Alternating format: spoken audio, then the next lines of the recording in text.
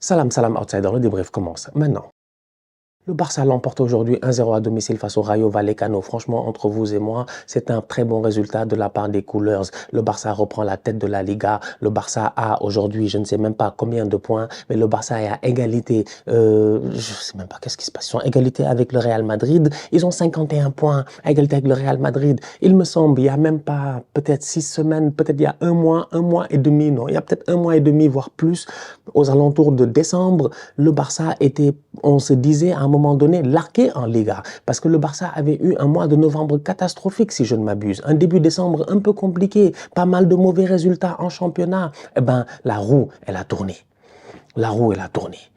Aujourd'hui, après cette victoire 1-0 face au Rayo, les Coolers reprennent la tête de la Liga. Ils sont là, ils sont tranquilles, ils ont posé et ils n'ont pas encore joué le Real pour le match retour. Donc sincèrement, en date d'aujourd'hui, non seulement ils ont leur destin en main, mais en plus ça, ils ont les cartes en main, sachant que la semaine prochaine, ils ont une demi-finale de Copa del Rey contre l'Atlético Madrid. C'est un Barça qui, sincèrement, aujourd'hui, a montré des choses très intéressantes. On va en parler. Mais avant de parler du match, j'ai envie de parler d'arbitrage. Moi, je crée les problèmes. C'est l'esprit, la lettre. L'esprit, la lettre. Parler d'arbitrage. Voilà, j'ai envie de parler d'arbitrage. Il s'est passé des choses aujourd'hui dans ce match-là. Quand même, il y a des questions à se poser. Il y a un penalty pour le Barça. C'est le penalty qui permet au Barça de gagner ce match-là 1-0. Je pense qu'il y a faute. C'est important d'en parler quand même parce que je pense qu'il y a faute. Malheureusement, Pathé Ciss ne se gère pas. Il attrape, je pense, Inigo Martinez. Dans la surface de réparation, les contacts comme cela, vous-même, vous savez que c'est pas pardonné automatiquement. Il y a faute. Donc, du coup, le Barça en profite. Lewandowski, c'est un très bon tireur de penalty. Il vient claquer son, je ne sais pas, 150e but de la saison. Lui, il n'arrête pas de marquer, c'est incroyable. Lewandowski vient claquer son but. Le Barça mène 1-0 et c'est ce 1-0 là qui leur permet de prendre les 3 points aujourd'hui et d'être premier de la Liga. Cependant, encore une fois, dans l'idée de l'esprit et de la lettre, dans l'idée d'un arbitrage universel, dans l'idée, je dis bien, d'arrêter d'être un tout petit peu égoïste et de ne penser à vous que quand ça ne touche votre club. Encore une fois, je me pose des questions. Aujourd'hui, je me suis posé quelques petites questions. Inigo Martinez, pour moi, Pathé Ciss fait faute. Il n'y a pas de problème. On est d'accord. Je pense que ça, c'est peut-être universel. Mais si tu siffles ça, mais donc tu dois siffler donc. Le boy Hector Fort, quand il tire le maillot de l'attaquant TK, quand il tire le maillot de TK à un moment donné dans la surface de réparation, tu dois siffler. Quand Pathé Ciss y part et qu'il y a Koubarsi qui essaie de l'attraper et qui tombe, tu dois siffler. C'est-à-dire qu'à un moment donné, moi, c'est juste ça, moi, mon problème. J'ai pas envie de parler d'arbitrage, m'attarder sur l'arbitrage, parce que X ou Y. Le problème aujourd'hui en ligne, il est simple, c'est que dès que tu parles automatiquement, on te taxe d'être soit fan du Real ou soit fan du Barça. Je le dis, moi, je suis fan de football. Donc, des cas comme ça, moi, je prends ça comme des cas d'école, comme des cas de jurisprudence. Ce qui se passe aujourd'hui en Liga peut se passer en Ligue des Champions, peut se passer à la Coupe du Monde dans 1 an et demi, peut se passer dans n'importe quel match en Première Ligue ou quoi que ce soit. Donc, je me pose juste certaines questions. Si tu siffles la faute, Pathé Ciss, Inigo Martinez, il y a une des deux du Rayo Vallecano, normalement, que tu dois siffler. Malheureusement, l'arbitre ne le fait pas. Donc ça, c'est juste un questionnement. Ça ne change en rien sur le match, ça ne change en rien sur l'intérêt du match et tout, mais c'est un fait de jeu qui est très important, vu que c'est le fait de jeu qui permet au Barça quand même de l'emporter aujourd'hui 1-0. Le hors-jeu. Le hors-jeu du Rayo Vallecano aujourd'hui, le but hors-jeu Rayo Vallecano, moi je trouve ça très intéressant. Moi ça, c'est ce genre de cas que j'adore. Mais j'adore. Parce que ça, il y a hors-jeu. Mais après ma bord, tu n'es pas d'accord. Moi, je n'étais pas d'accord. J'ai vu l'action, j'ai dit, ils se foutent de nous. J'ai dit, quand même, il faut nous respecter, sincèrement. En fait, vous aussi, quand même, la Liga. J'ai dit, le boy, on voit tout ce qu'il n'est pas hors-jeu. Il contrôle son ballon, il fait sa reprise de volée, il claque son but. Tu me dis, il y a hors-jeu. Mais quand après, on te remontre l'action et que tu vois qu'il y a Inigo Martinez qui essaye d'aller, si je ne m'abuse, je pense que là encore c'est Inigo et Pathé Ciss, il me semble, je ne sais plus c'est qui et qui. Mais je pense qu'il y a Inigo qui essaye d'aller empêcher le joueur du Rayo de faire sa volée pour marquer le but. Et que le joueur du Rayo, il est hors jeu, lui, il est debout, mais qu'il fait un petit mouvement, comme un mouvement au basket, comme un screen au basket. Tu sais juste de faire un petit mouvement, tu vois. Dès que si tu fais ça, tu ne bouges pas. Et que l'autre vient te rentrer dedans. Ah là, franchement, si on siffle hors-jeu, on se fout de nous. Parce que là, intervient l'esprit et la lettre. Il faut commencer à cogiter et à contextualiser. Par contre, dès que tu fais le mouvement, tu étais hors-jeu, mais tu as joué le jeu. Il y a offside. Donc ça, c'est un offside que j'aime bien. Parce que ça, il y a beaucoup de gens qui ne sont pas d'accord. Mais ça, c'est un cas d'école. C'est un cas qui est clair, qui est net, qui est précis. Mais aftermath, après avoir vu tout ce qui s'est passé, on comprend mieux. Moi, j'ai compris. Donc c'est pour cela aujourd'hui que je dis oui, on s'attarde sur l'arbitrage. Ça a l'air un peu bébête, mais la réalité c'est que c'est tellement important parce que ça nous permet aussi de pouvoir comprendre les arbitres. On veut qu'ils nous aident, mais nous aussi, on doit les aider à essayer de les comprendre un peu, comprendre leur logique. Donc aujourd'hui dans ce match-là, il y a quelques petits trucs que moi j'ai pas compris, il y en a d'autres que j'ai beaucoup compris. Bref, c'était un tout petit peu ma parenthèse arbitrage. Sinon, en termes de football, pour moi, le Barça a fait globalement un très bon match aujourd'hui. Je trouve que globalement c'était assez intéressant. L'adversaire était compliqué, on est le lundi soir, tu as la pression de devoir gagner ce match-là pour essayer d'être champion. Tu ne l'as pas gagné en jouant le meilleur football que tu sais faire, mais derrière, au moins, tu es allé chercher la victoire. J'ai envie de parler de Gavi. Il me pose problème. La dernière fois, j'en avais parlé. Le Barça joue dans cette position de numéro 10 avec Gavi. Ça ne fonctionne pas. Gavi est un joueur d'intensité. Il aime courir. Il aime se battre. Il a besoin de Gavi, il est sous caféine. Il est constamment sous caféine. Gavi, il faut le mettre sous camomille. En fait, c'est ça la différence que les gens ne captent pas. Gavi est sous caféine, Pedri est sous camomille. Pedri, il est calme. Taf, il contrôle le ballon, il fait taf, il descend le ballon, il fait taf, il a le compte favorable avec son genou. Les boys du Rayo sont perdus, il est parti. Il fait feinte de corps. Tout le Rayo est parti. Même le stade, le caméraman est parti. Il fait passe pour Robert Lewandowski qui frappe à côté. Pedri, aujourd'hui, c'est lui qui dicte le game. C'est le patron. C'est le réfé. Donc quand tu as Pedri sur le terrain, qui est en train de faire un superbe match comme ça, qui est sensationnel, qui est excellent, qui est dangereux, qui est bon, qui est virevoltant. À côté, tu as Frenkie de Jong, qui est de retour de blessure, qui a le brassard de capitaine et qui joue en ce moment comme un patron. J'apprécie Frenkie de Jong. J'aime beaucoup les matchs qu'il fait. Je trouve qu'il est très très bon. Je trouve qu'il amène la sérénité. Je trouve que Gavi, Pedri, tout ça, ils sont bien mignons, Araujo et tout, mais vraiment, le capitana, c'est pas de la rigolade. Je pense que tu as besoin d'un voilà. Je pense que Frenkie de Jong, il a ce voilà. Je ne sais pas comment l'expliquer. C'est un je ne sais quoi que je ne peux pas expliquer. Frenkie, je pense qu'il l'a.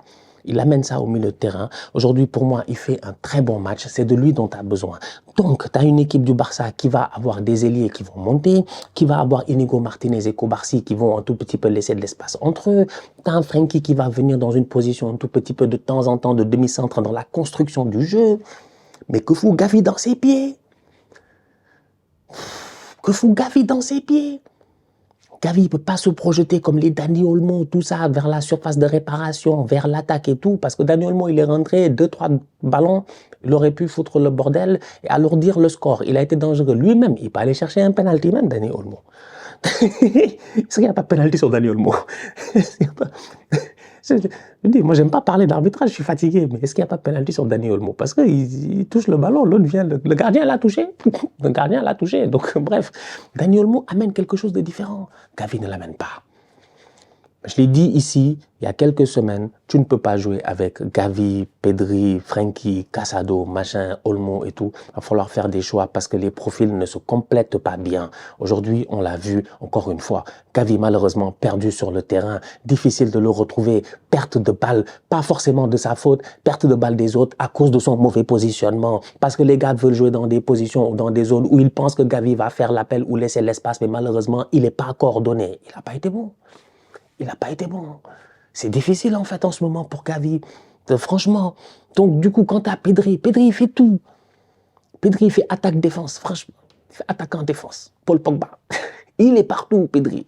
Il est très très fort. Je ne sais pas s'il y a plus fort que Pedri en ce moment. Moi, chaque fois que je vois Pedri jouer, je dis non, franchement, Pedri c'est le football. Je dis Pedri c'est le football. Pedri, vraiment, c'est le football. Miskin, c'est le football. Il n'est pas rapide. En fin de rencontre, il part en contre-attaque. Il a voulu accélérer les boys, les galons, rattraper. Il n'est pas très rapide comme joueur de football, mais il est tout simplement juste trop intéressant, trop intelligent, trop fin techniquement. Donc aujourd'hui, tu as Pedri, tu as Frenkie qui a l'expérience, qui sait relancer, qui est très bon derrière, qui a la vision, qui a la capacité d'interception. C'est ça la force de Frenkie de Jong. C'est sentir les coups et intercepter. Donc, tu as pas mal de joueurs aujourd'hui qui sont au milieu de terrain. À quoi te sert Gavi? Absolument rien. Pour moi, mauvais match de la part de Gavi, malheureusement. C'est un profil intéressant. Est-ce que c'est un profil de trop au Barça aujourd'hui? C'est une question à se poser. C'est quand même un golden boy, au top de sa forme. C'est un des meilleurs milieux de terrain de sa génération. Donc, je pense qu'il faut lui laisser du temps. Il revient de blessure. Il faut lui trouver peut-être le bon positionnement. Mais Gavi, je le vois un peu plus bas sur le terrain, quitte à faire le box-to-box, mais pas qu'il ait des profils à côté de lui qui savent déjà tout faire. Donc, Rafinha... De temps en temps, on dit Rafinha Ballon d'Or, ce tocard-là, au lieu de venir claquer un doublé, il rate des occasions. Il ne se gère pas. Il doit mettre 2 buts aujourd'hui, malheureusement. Il ne se gère pas. Lamine Yamal, match moyen. Lamine Yamal, finition, 0. C'est un tocard. C'est la première fois que je le dis. Il a 17 ans. Vu qu'il a 17 ans, et qu'il joue comme s'il en avait 27, qu'il est en avance de 10 ans sur son temps, de 10 ans sur son talent et de 10 ans sur tout ce qu'il fait sur un terrain de foot, on doit le juger aussi de temps en temps comme un boy qui est en avance de 10 ans. Yamal, normalement, en temps normal, on se dit, marge de progression énorme, il n'y a pas de problème, il a raté beaucoup d'occasions, il rate beaucoup d'occasions, c'est pas grave. Mais aujourd'hui, il rate des occasions, franchement, boy Yamal. Talonnade de Hector Fort, plat du pied, mais ouvre, il a voulu fermer, c'est dommage.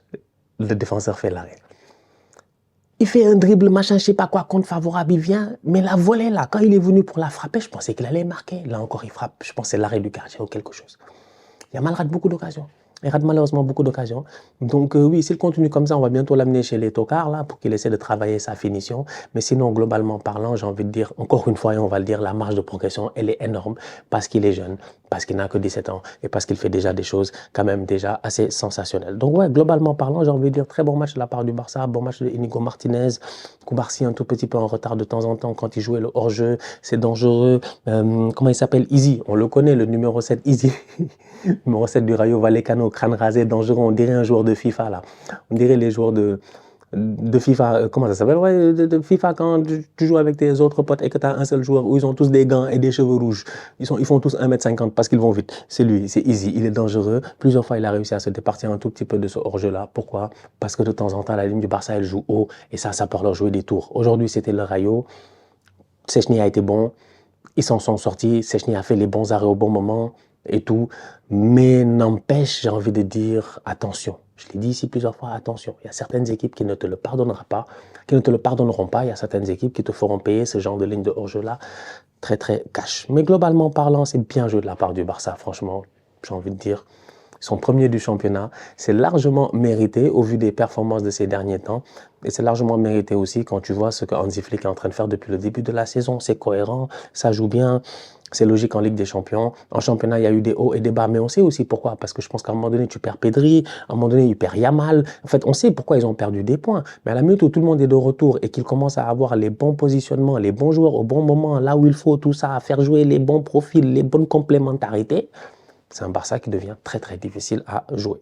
Donc, voilà, c'est tout ce que j'avais à dire dans ce match-là. La famille, ouais, c'est ça. Il n'y a pas de mieux de Ferran Torres, évidemment. Il est rentré, il a eu un carton jaune et puis c'est tout. La famille, on se capte très très bientôt pour une nouvelle vidéo. D'ici là, on continue à liker, on continue à partager, on s'abonne. On est ensemble, on reste en santé, c'est toujours le plus important. Tous outsiders.